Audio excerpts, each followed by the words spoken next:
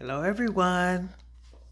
So, I am just now getting a chance to partake of these wonderful homegrown greens that I cooked yesterday.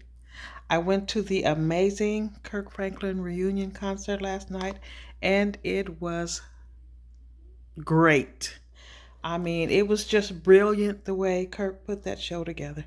I'm telling you, I thoroughly enjoyed myself with my lady friends, with my baby sis, and with Ben as well.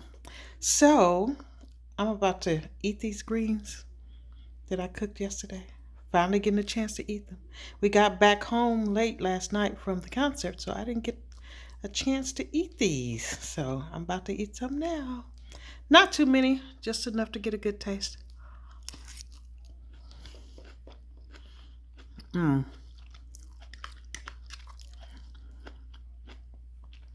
these are so good.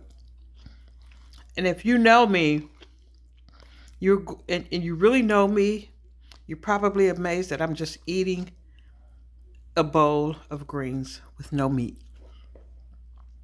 That's surprising in and of itself. But these greens are absolutely delicious.